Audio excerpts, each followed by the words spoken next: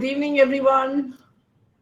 I'm Nina John, public speaking and life skills coach. I've been in this space for several decades, teaching courses, coaching CXOs, and a wide variety of people to better their communication skills, to make them more effective at home and at their workplace. So, we're starting now since it's 7 o'clock. Are there any questions before we start?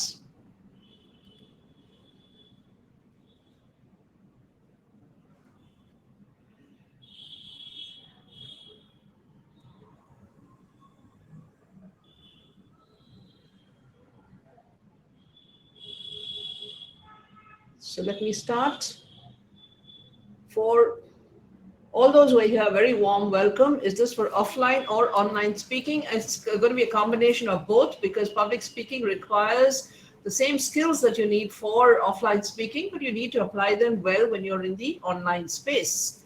So for many people, public speaking is the easiest thing in the world. You stand up and you start babbling, but to be able to provide a clear, consistent, coherent message with a specific objective and purpose, where you want the audience to do something, to be able to move your audience to tears, to laughter, to a course of action, that requires commitment, dedication, and practice.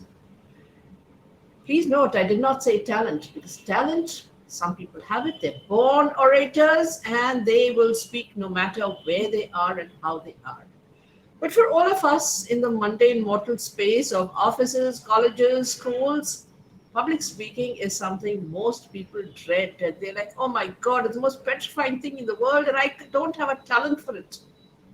But remember, you don't need talent. You need skill. You need practice. You do all these things together, and that's how you build up what is required for public speaking.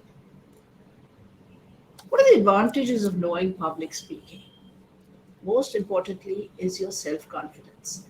You will not believe the amount of self-confidence that you can build up for yourself when you start participating in meetings, when you start delivering speeches of your own, when you start being able to articulate your own words, put your opinion to somebody else, and have things like that, what is required. So you will learn first, as I say, to speak, then you will learn in talking in. First, you will learn to speak, then you learn to speak up, and then you learn to speak out. There's a question. Do you believe in those tactics like extending hands, etc., before talking? For a physical meeting, you will have a different kind of protocol than you do for an online meeting. So yes, in our series, we will be covering all of those, and you will have plenty of time to discuss that as we go along. Because today, public speaking and presentation skills are such an important element of today's professional world. The pandemic has turned the world upside down in so many different ways, and yet it is connecting us across communities, countries, and continents. And you will discover that you can make friends across the world in so many different ways. So public speaking is absolutely essential to your professional life, and if you're a student, to your academic life. Many people think, oh, there's no need for public speaking because you're speaking to a camera. It is even more essential to be able to make sure you deliver properly as far as your speech is concerned, because now you have to use only the cues that are available on screen, rather than if you were in a physical meeting and you were able to see that person and see their body language. And don't think public speaking is for orators and politicians and things like that. You could even be the member of your residence housing association and you want to make a complaint to the secretary, you want to argue with somebody over that. Public speaking skills are applicable even for that. You can be a homemaker, you can be a political party leader, you can be a rookie, you can be a CEO. You will need all these things. And you must enjoy doing it. That's the best way to learn. You may be asked your opinion. For example, you have all the reality TV people walking around the streets and, putting a thrusting a mic into your face and saying, what do you think about the current elections? Who do you think is the president of India? And you've seen how people fumble when they're asked these questions. Be aware of the fact that good public speaking skills will help you in any context wherever you are. Let me give you a personal example. A couple of years ago, I'm in Chennai actually. So a couple of years ago, we had to go for a conference to Goa. Tickets had been booked 4 months in advance. On the day of the conference, the airline sends us a message that, oh, the summer timings have been changed, the summer schedule has been changed. So your tour ticket is okay, but return you have to break flight at Mumbai. The return flight was a nightmare. The plane from Goa left half an hour late. I reached Mumbai with just half an hour to spare between the flights. I had to collect my baggage, run to the counter, and when I reached there, they said, oh, very sorry, the counter's closed, so take the next flight. I said, I'm sorry. You created this problem. It is up to you to solve it. You will not believe it. The girl at the counter called the manager. The manager put me into a bus personally, took me into the aircraft, and we got into the aircraft just before the doors closed. All of this because of years of practice in both prepared speeches and, as we call them, impromptu speeches, because both are important. Prepared speeches is when you know what you're going to do, you have a presentation, you have a speech, all that is fine. But most importantly, impromptu speeches are when you have that perfect comeback and when you need to answer at the right moment and at the right time to the right person, or even if you want to impress that special someone in your life. One of the advantages of practicing for public speaking is the development of general knowledge, of vocabulary, and more appropriate language for different occasions.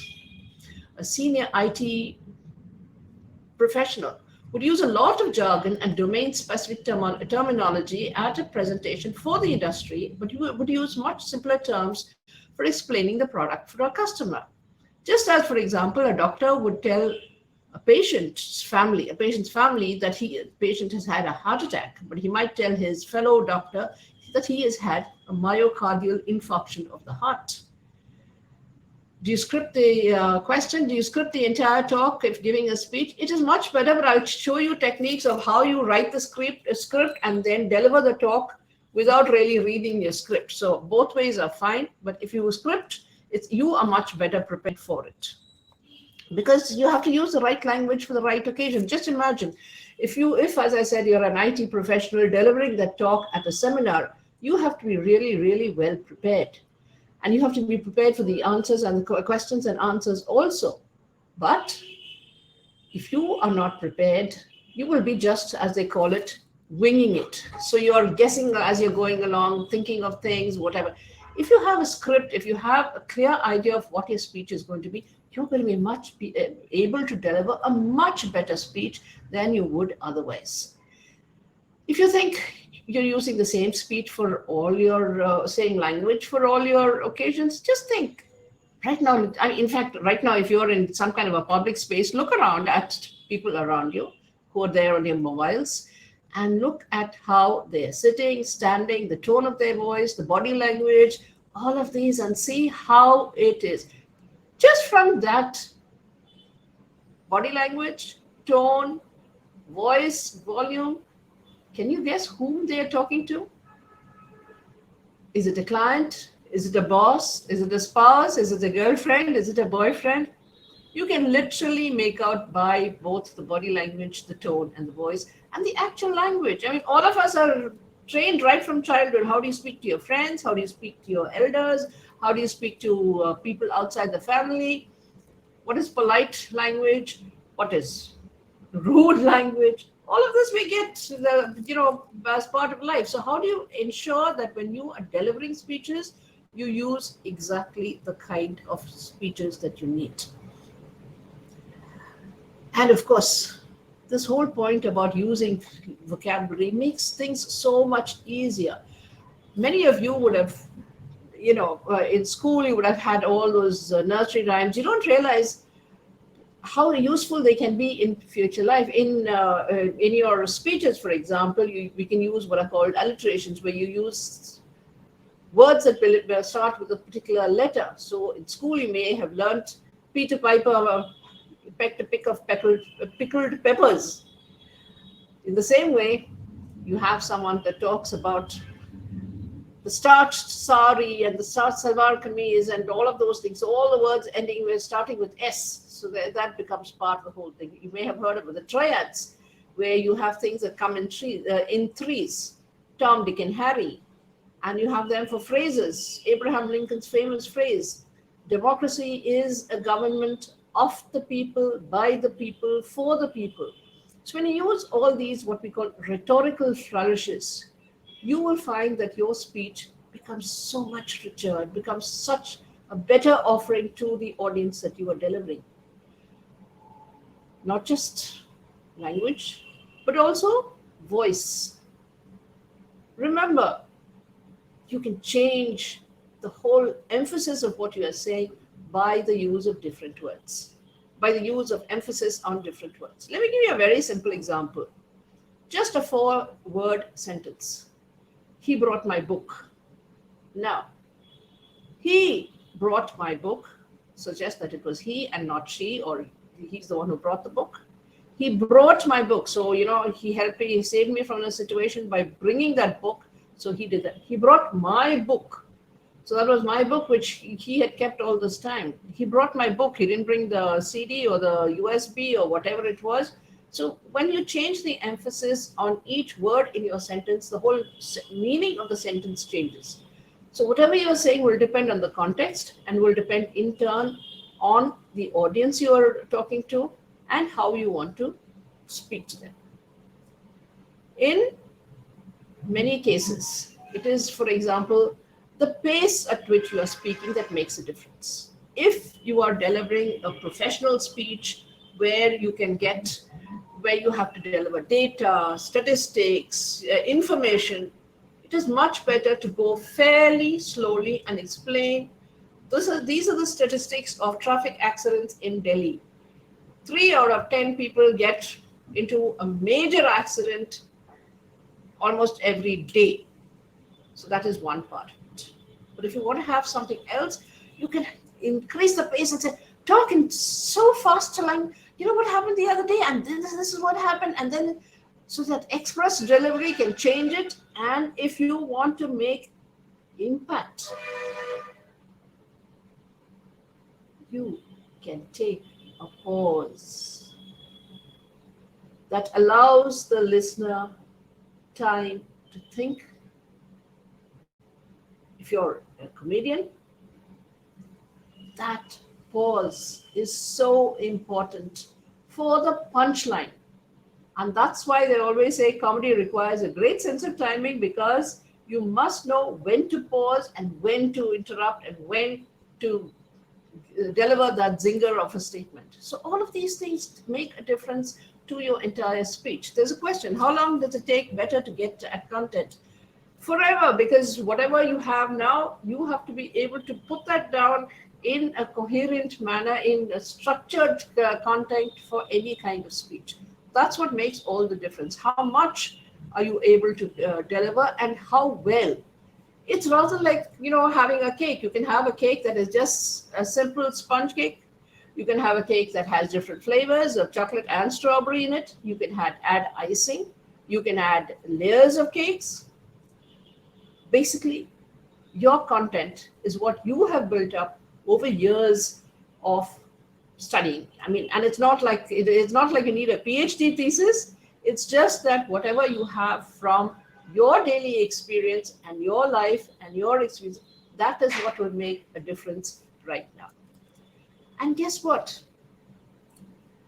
Though you think you're here to learn public speaking, your listening skills will help you be a better team member, a better leader, even a better spouse or sibling. And that's really, really important. A lot of people think, public speaking is I stand up, I deliver the speech, and I go back. But one of the reasons I would recommend that you practice public speaking in an environment where there are other speakers is because you can hear speeches of different kinds. You can absorb things from other speakers, and you can understand how things can be done better, what are the things you can do, and how being a better speaker will help you improve your influencing and persuasive abilities. Your peers, your colleagues, and your community will start looking to you for answers, suggestions, and solutions. So be future ready. What are the different occasions on which you need public speaking? There's the group discussions that are part of the job interview process. Every office has regular meetings, reports, presentations by students and corporate employees, seminars, webinars, debates, panel discussions, and of course, special occasion speeches such as keynotes and commencement speeches that are so popular. You've seen them on TEDx, etc. But if you're confused by all these different kinds of speeches, don't worry. They can all be classified into just a basic 3 kinds of speeches.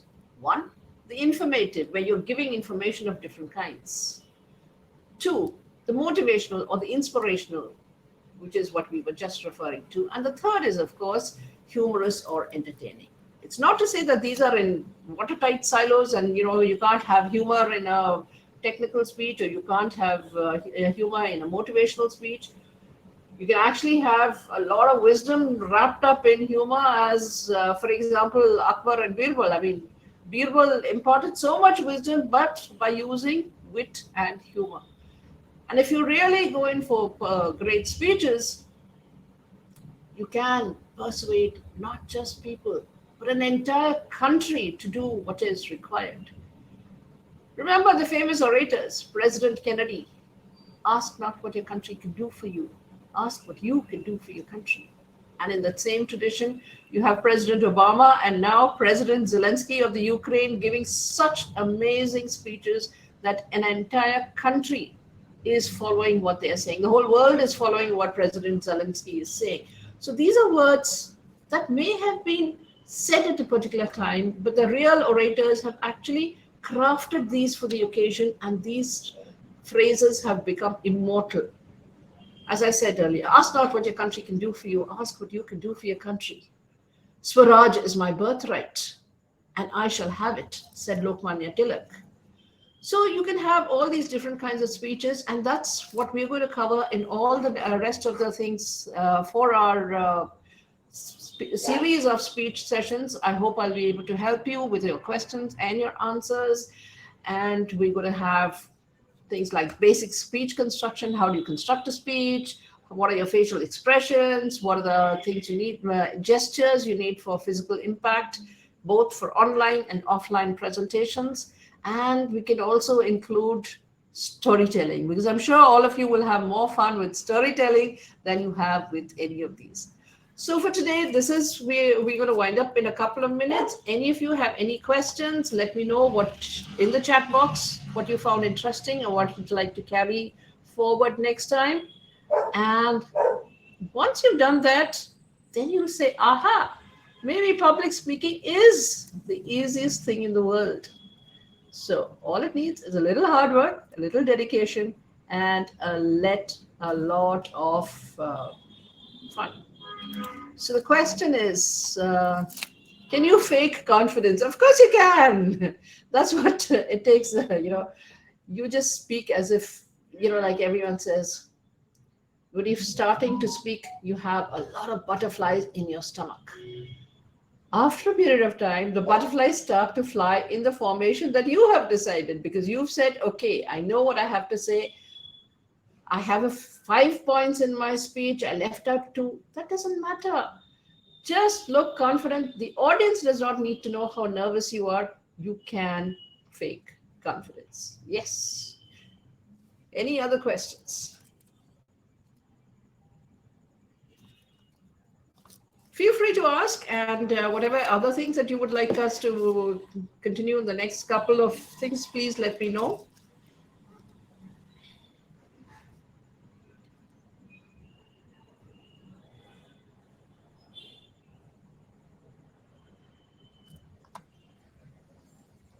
Yes, public speaking is, there are certain things that are like, the very physical sports, you're dancing, you're swimming, you're public speaking.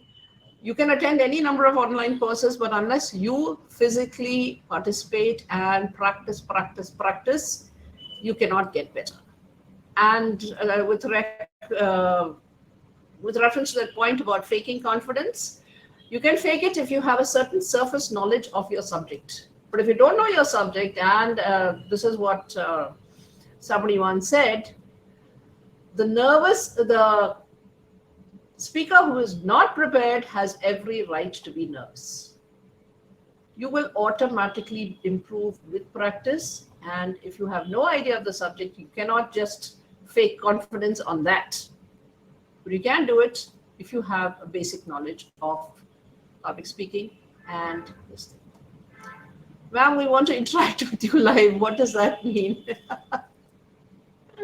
You want to ask questions? I don't know whether Creator Club can help me do that. You want me to let me try. I'll unmute the. I'm going to try and unmute the audio.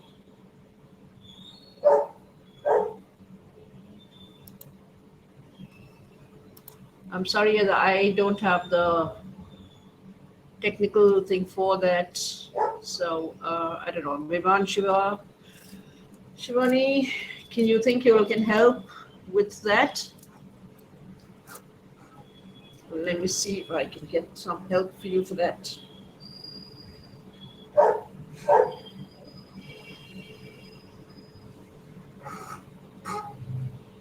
Oh, okay. I think Vivan has answered that. Yeah. Hi, Shivani. No, they wanted to know if I can interact with you live, but I think Vivan has given only chat. And all right. Okay. Thanks. Vivan is answering that. So I'm not. Okay. Thanks. Okay. Thanks.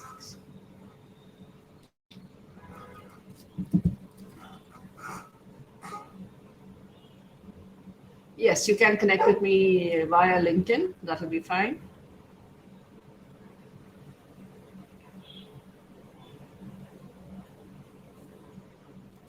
Okay. Awesome. So, yeah, is it already live on LinkedIn, Vivan?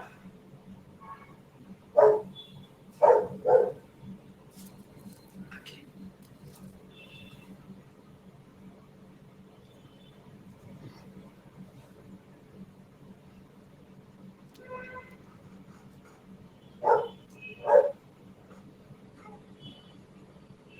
Okay, so let him message me on LinkedIn or email, and then we can take it further from there. Suraj, is that okay? Right, so I think that's it for today, but anyone would like to give feedback on what I did today, and if you found it useful, please put that in the chat box. Thank you, Meher. That was great, it seems. So what did you find useful, and what do you think will grow? Well, what will work better? Yeah, thank you.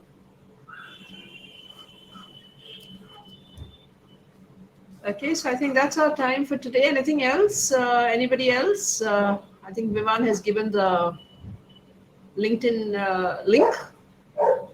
Feel free to message me, and then we can take this further from there. Yeah, answering the questions. So that covers the basics. And the next couple of sessions, we'll go into detail in all of these things. Right? So thank you all. So let me say thank you for being here, and looking forward to many more sessions. Thank you. So with that, I think I can close the session. Thank you, everybody. Thank you, Creator Club. Thank you, Vivan and Shivani. Bye, everyone.